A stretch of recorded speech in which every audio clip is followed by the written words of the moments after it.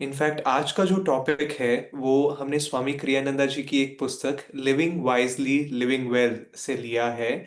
और उसमें स्वामी जी हर एक दिन के लिए एक कोट लिखते हैं। और आज का जो कोट है मैं पहले उसे पढ़ना चाहूँगा, पहले इंग्लिश में और उसका अनुवाद हिंदी में। और उसके बाद में इसके बारे में हम चर्चा करेंगे। Non judgement.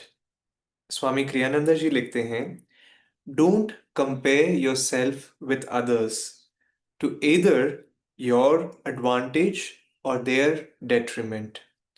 On a freeway, as many cars precede you as follow behind. Once you are in front of one cluster, you will only find yourself last in the next one. Resolve simply to go your own way, intent wholly on reaching your own destination. इसका अनुवाद है, अपनी तुलना दूसरों से अपने फायदे या उनके नुकसान के लिए न करें।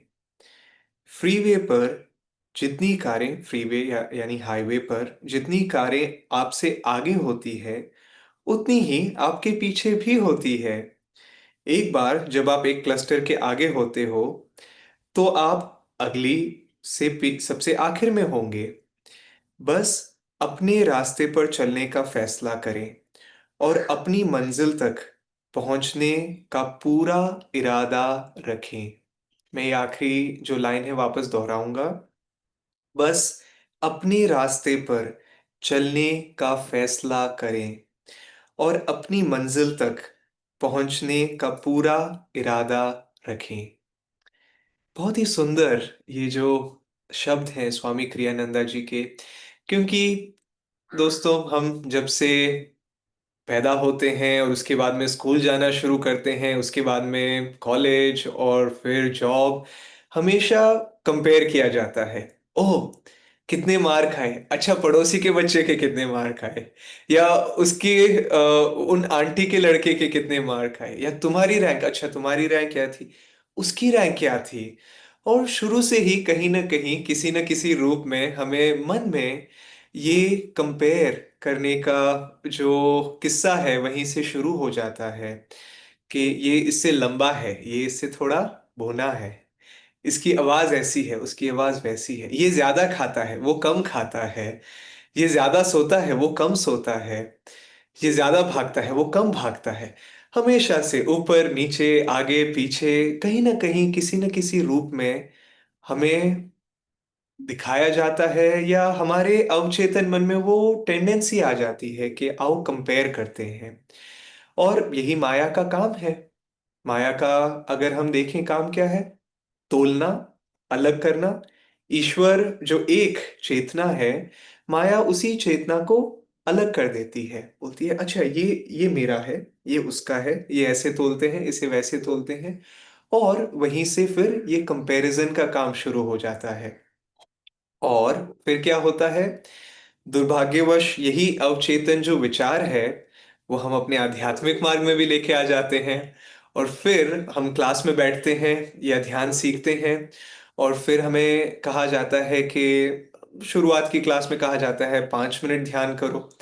तो क्लास में कोई दूसरा स्टूडेंट बोलते अरे 5 मिनट, मैं तो रोज 1 घंटे ध्यान करता हूँ। और हम सोचते हैं मैं तो 5 मिनट भी ध्यान नहीं कर पा रहा हूँ, और यहाँ पे ये कोई और दूसरा व्यक्ति 1 घंटे के लिए ध्यान कर रहा है पहली क्लास के बाद में ही, मेरा क्या होगा।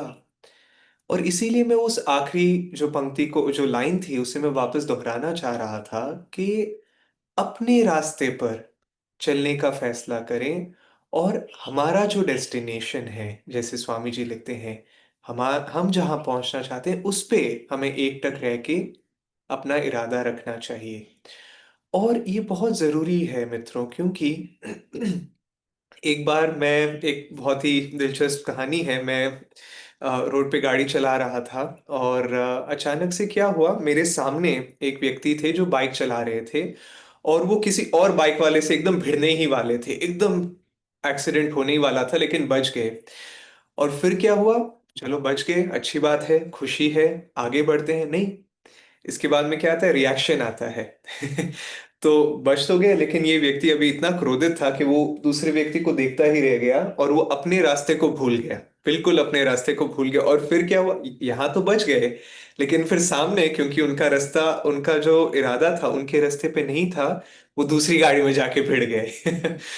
और अक्सर वही होता है, क्योंकि हम इतना केंद्रित हो जाते हैं किसी दूसरे के रास्ते पे कि हम अपना रास्ता स्वयं भूल जाते हैं। और इनफैक्ट स्वामी क्रियानंदा जी एक बार, इनफैक्ट योगानंदा जी ने कहा था सेंट फ्रांसिस जो है वो उनके पेट्रन सेंट हैं। और स्वामी क्रियानंदा जी एक बार असीसी में थे, इटली में। और वहां पर स्वामी क्रियानंदा जी को सेंट फ्रांसिस जो थे, जो एक महान संत हैं थे, और अभी भी है उनकी चेतना, अगर हम ध्यान में उन्हें पुकारना चाहें। और योगानंदा जी के जो सेंट फ्रांसिस थे वो बहुत ही करीब थे, उन्हें वो अपने पेट्रन सेंट के रूप में बोला करते थे। तो एनीवेज वहां पे जब स्वामी क्रियानंदा जी असीसी में थे, उन वो जब ध्यान कर रहे थे, उन्हें एक गहरी मधुरता महसूस हो रही थी, एक अलग ही मिठास महसूस हो रही थी। खासकर इन संत की ये जो संत थे उनकी चेतना के बारे में कुछ लेके जब वो ध्यान कर रहे थे, उसके उनका विचार जब उनके मन में आता, वो एक गहरी मधुरता उन्हें महसूस होती। और स्वामी जी प्रार्थना करने लगे कि ये मधुरता कहाँ से आ रही है, कहाँ से ये मिठास मैं महसूस कर रहा हूँ सेंट फ्रांसिस, कहाँ से आप इसे लेके आ रहे हैं।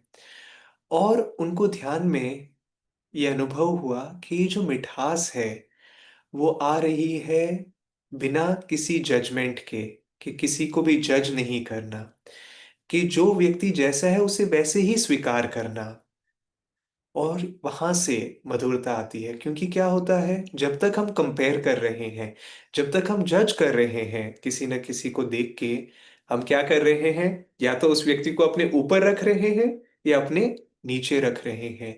और योगानंदा जी ने स्वामी क्रियानंदा जी को कहा था कि you should neither have inferiority nor superiority complex, कि मैं देखो कितना महान हूं, वो हमें विचार नहीं लेके आना है। और ये विचार भी नहीं लेके आना है कि ओह मैं कितना बेकार हूं, मुझसे तो कुछ नहीं होता है। दोनों चीजों में अहंकार लगता है। दोनों विचार जो है कहाँ से आते हैं, दोनों भाव जो है वो कहाँ से आते हैं, अहंकार से आ रहे हैं। कि मैं इससे बेहतर हूं, मैं, ओ ये मुझसे बेहतर है, मैं इससे बेहतर नहीं हूं। लेकिन ये दोनों चीजें हमारे काम की नहीं है। इनफैक्ट सच्ची चीज जो हमें आगे लेके जाती है, खासकर हमारे अहंकार से जो हमें मुक्त करती है, वो है, खासकर इस संदर्भ में, वो है विनम्रता। कि विनम्रता किस प्रकार की, विनम्रता ये नहीं, स्वामी जी अक्सर कहते थे विनम्रता ये नहीं है जहां कहना कि मैं कुछ नहीं कर सकता हूं, मैं किसी चीज के लायक नहीं हूं। नहीं, अगर आप कोई कार्य अच्छे से कर सकते हैं तो क्यों ना करें उसे अच्छे से, क्योंकि वो कार्य करने की शक्ति कहाँ से आई है, ईश्वर से आई है। तो सच्ची विनम्रता इसमें है कि ये देखना कि मैं जो भी कर रहा हूं, अच्छे से या बुरे तरीके से, उसको करने की शक्ति ईश्वर के माध्यम से मुझे मिल रही है।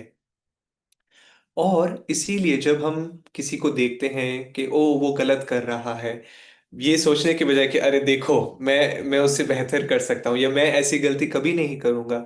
इनफैक्ट योगानंदा जी ने कहा था कि ये विचार हम हमारे मन में कहाँ से आता है, या मान लीजिए कि बहुत सारी चीजें हैं जो दुनिया में की जा सकती है, कि हम चोरी कर सकते हैं, डकैती कर सकते हैं, नशा कर सकते हैं, लेकिन हम करना क्यों नहीं चाहते हैं, खासकर स्क्रीन में जो लोग हैं। आई एम प्रिटी श्योर कि इनमें से कई सारी चीजें हमारे मन में तक नहीं आती है कि चोरी चोरी क्यों करना है हमें। ये हमारे मन में इसीलिए आता है, या नहीं आता है, क्योंकि हम इन कार्य को अपने पूर्व जन्म में ऑलरेडी कर चुके हैं, और सीख चुके हैं कि इससे कोई लाभ नहीं मिलने वाला है, इससे कोई खुशी नहीं मिलने वाली है। तो इसीलिए जब हम किसी दूसरे व्यक्ति को देखते हैं गलत कार्य करते हुए, ये बोलते हुए नहीं नहीं नहीं ये तो गलत है, इसे तो कुछ नहीं मालूम, इसके बजाय क्यों नहीं ये विचार लाना कि उसने अपना जो सबक है वो नहीं सीखा है। बस बड़े ही प्रेम से, बड़े ही शांति से, इनफैक्ट स्वामी जी से एक बार किसी ने पूछा था कि स्वामी जी क्या आप बुरे लोगों को पसंद करते हैं? बहुत ही दिलचस्प प्रश्न है पूछने के लिए। और स्वामी जी ने कहा, मैं हर एक व्यक्ति को पसंद करता हूँ, हर एक व्यक्ति से मैं प्रेम करता हूँ। हालांकि जो लोग बुरे कार्य करते हैं, मैं उन कार्यों को पसंद नहीं करता हूँ। आप देख सकते हैं मित्रों कि इन दोनों चीजों में फर्क है। बुरा कार्य और बुरा व्यक्ति। व्यक्ति बुरा नहीं होता है, लेकिन जो उसके कार्य हैं वो उसे उस अंधकार की ओर लेके जाते हैं। मुझे मेरे एक मित्र ने बड़ी सुंदरता से एक बार ये सजेशन दिया था। और बाय द वे, एंड में कुछ समय रहेगा प्रश्न पूछने के लिए भी। तो अगर आपके मन में कोई प्रश्न हो, खासकर आज के इस डिस्कशन को लेके, तो आप अपने आप को अनम्यूट करके प्रश्न पूछ सकते हैं। बट मेरे इस मित्र ने कहा कि मैं ये प्रैक्टिस कर रही हूँ। और हमारी एक गुरु बहन है, सीनियर आचार्य हैं, और उन्होंने कहा था कि जब भी मेरे मन में ये विचार आता है कि देखो वो व्यक्ति गलत कार्य कर रहा है या वो व्यक्ति सही नहीं है, देखो मैं बेहतर हूं, जब भी वो विचार आता है जजमेंट का, तो मैं उस विचार को बदलने का प्रयास करती हूँ। कैसे? मैं उस विचार को इस प्रकार बदलती हूँ कि ठीक है, ये आदत है उस व्यक्ति में, लेकिन मैं क्या कुछ कर सकती हूँ उसकी मदद करने के लिए, उसे उस अंधकार से बाहर निकालने के लिए। और अगर कुछ बाहरी रूप से नहीं भी कर सकूं, तो क्या मैं उसके लिए प्रार्थना कर सकती हूँ, ईश्वर से सहायता मांग सकती हूँ। और देखो इन दोनों तरीकों में कितना भेद है। एक तरीका है, इसे कुछ नहीं आता है, ये हमेशा यही गलती करता है या करती है। और दूसरा है कि ओह, मैं, ये गलती है लेकिन मैं क्या कर सकता हूँ इसे मदद करने के लिए, इनकी मदद करने के लिए। और अगर कुछ नहीं भी कर सकूं, तो क्यों ना मैं ईश्वर और गुरु से प्रार्थना करूं कि वे उनकी सहायता कर सके। और ये एक बहुत ही इंपॉर्टेंट चीज है हमारे रिश्तों में भी, क्योंकि अक्सर ये एक कहानी है जहां मैं अपने एक मित्र के साथ में ड्राइव कर रहा था। और मेरे मित्र ड्राइव कर रहे थे, मैं बस बैठा था पैसेंजर सीट में। और मेरे मित्र जब गाड़ी चला रहे थे, तो उन्होंने एक स्पीड ब्रेकर से कुछ ज्यादा ही जल्दी से गाड़ी चला दी। और गाड़ी में बड़ा सा झटका लगा। और ये जो मेरे मित्र हैं, वो हमेशा से बड़े ही, जब गाड़ी चलाते हैं बड़े संतुलन के साथ चलाते हैं, आराम से चलाते हैं, कभी भी हड़बड़ाहट में नहीं चलाते हैं। पहली बार उन्होंने थोड़ा एकदम हड़बड़ाहट में एकदम स्पीड ब्रेकर से गाड़ी क्रॉस कर ली। लेकिन मेरा जो मन था, मेरे मन में लगा कि ये हमेशा से ऐसे करते हैं। तो मैं तुरंत, इधर गाड़ी क्रॉस हुई नहीं और मैंने बोला, मैंने अपने मित्र का, तुम हमेशा मैं मान लीजिए, रमेश रमेश नहीं थे, गाड़ी चला रहे थे, लेकिन मान लीजिए क्योंकि आप रमेश को जानते हैं, तो मैं कह रहा था, रमेश तुम हमेशा ऐसे ही गलती करते हो, तुम हमेशा ऐसे गाड़ी चलाते हो, तुम हमेशा ये करते हो। और मेरे मित्र रुके, गाड़ी को रोका, और उन्होंने मेरी ओर मुड़ के देखा और उन्होंने बोला, हमेशा? और क्योंकि हमेशा वो ये नहीं करते हैं, और स्वामी जी ने कहा कि खासकर हमें अपने रिश्तों में ये ध्यान रखना चाहिए कि हम इन शब्दों का जितना हो सके प्रयोग ना करें।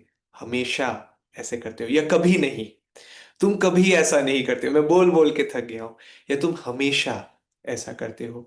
इन दोनों चीजों से सामने वाले व्यक्ति को मौका नहीं मिलता है बढ़ने के लिए, अपने आप को सुधारने के लिए।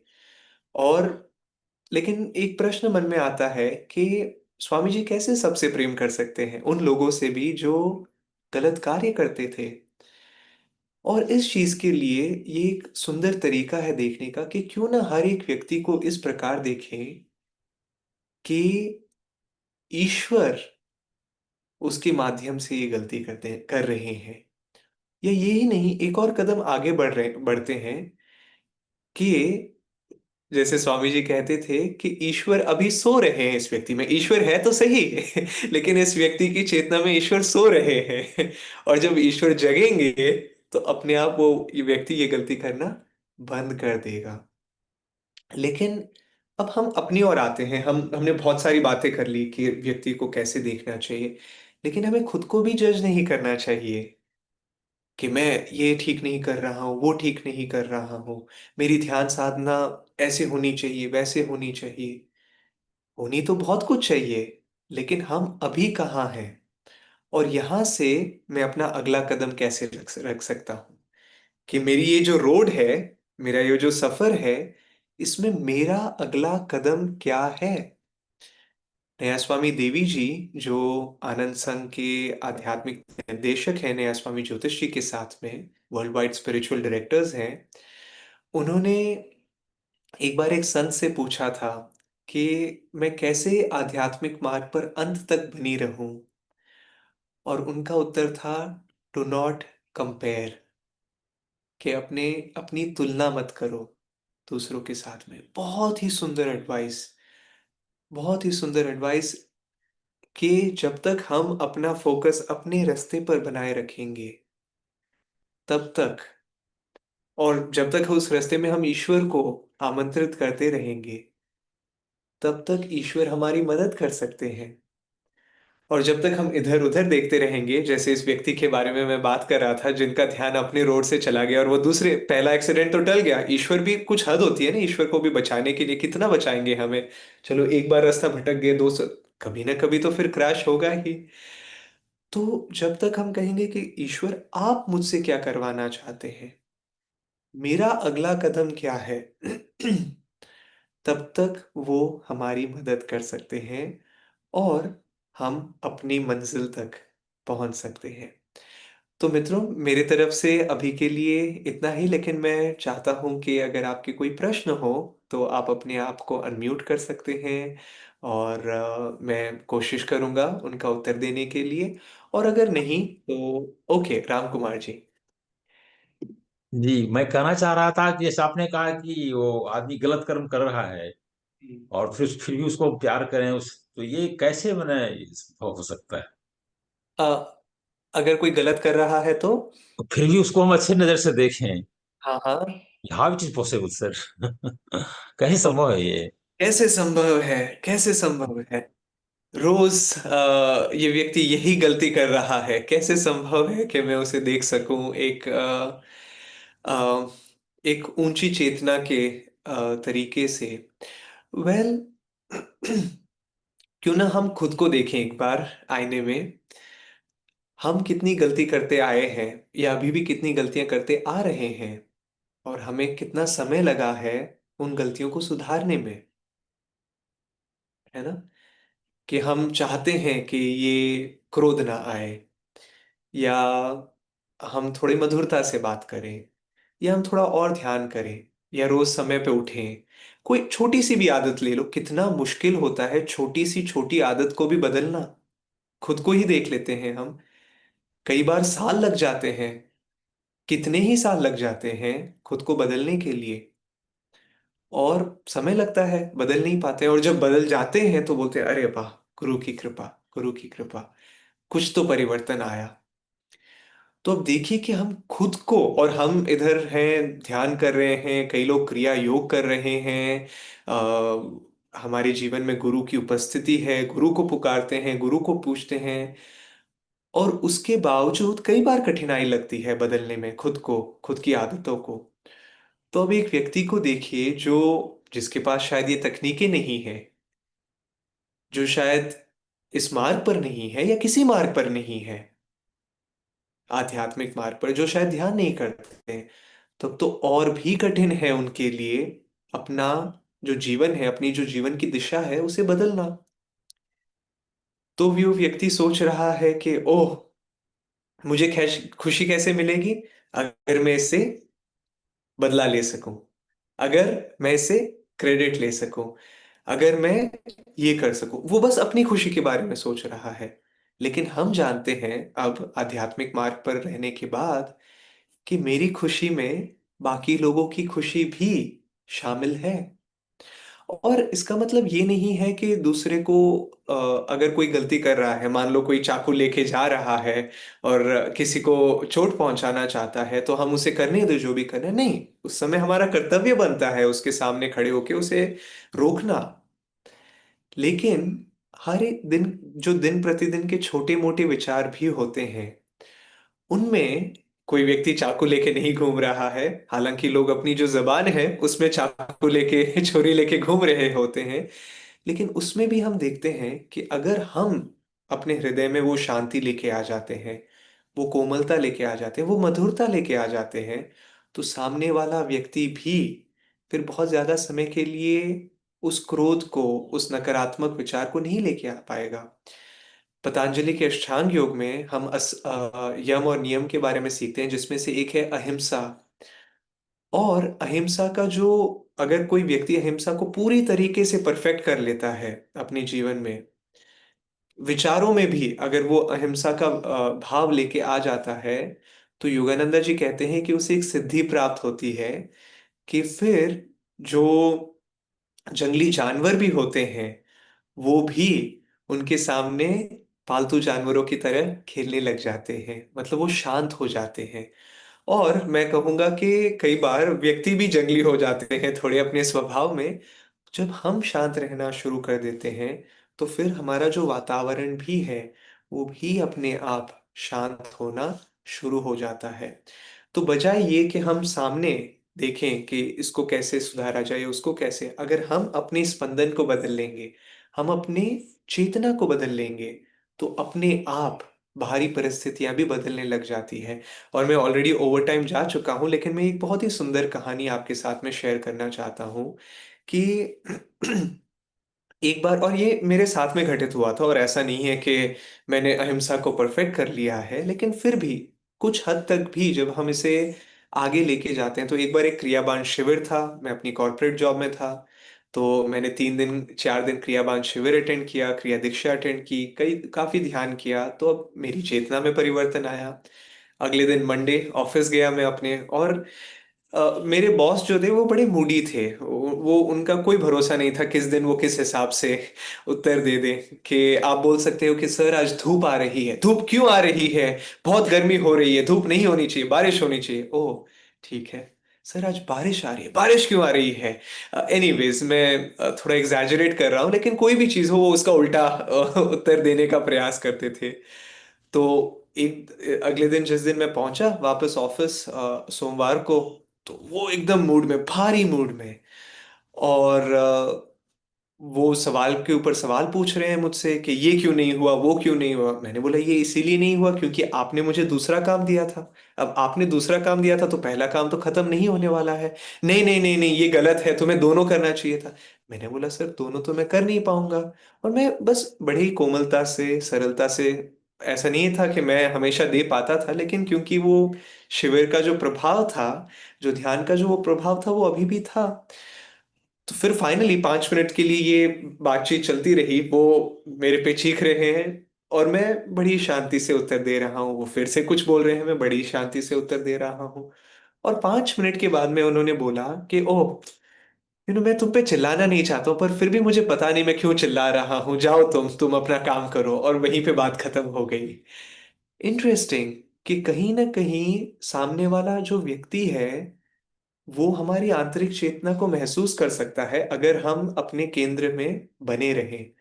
लेकिन वहीं पे मैं अगर अपना विचार लेके चला जाता कि देखो, इनको कुछ नहीं आता है, ये हमेशा क्रोध में बने रहते हैं, हमेशा ऐसे ही करते हैं, तो फिर न तो मैं अपनी चेतना को उठा पाता और न वो शांत हो पाते। तो ये एक इंटरेस्टिंग चीज है जिसके साथ में मैं आपको कहूंगा कि पहले शुरुआत में छोटी चीजों के साथ में प्रयास करने का प्रयास करने की शुरुआत कीजिए। और फिर धीरे धीरे अपने आप बड़ी चीजों के साथ में भी इनका प्रयास कर पाएंगे। Okay, very good. तो हम अगले हफ्ते तक जब फिर से मिलेंगे, क्यों ना हम इस एटीट्यूड को प्रैक्टिस करें कि हम कंपेयर न करें, जज न करें, और अपनी चेतना को उठाने का प्रयास करें और लोगों की मदद करने का प्रयास करें। तो आइए हम इस सत्संग को समाप्त करते हैं 3 बार ओम के उच्चारण के साथ, कि ईश्वर और गुरुओं की चेतना सबके साथ बनी रहे। ये शांति, प्रेम और आनंद का अनुभव हथेलियों को रगड़ते हैं और हाथों को उठाते हुए 3 बार ओम का उच्चारण करते हैं। ओ,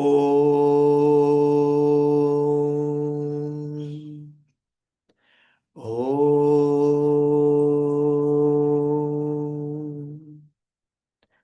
ओ,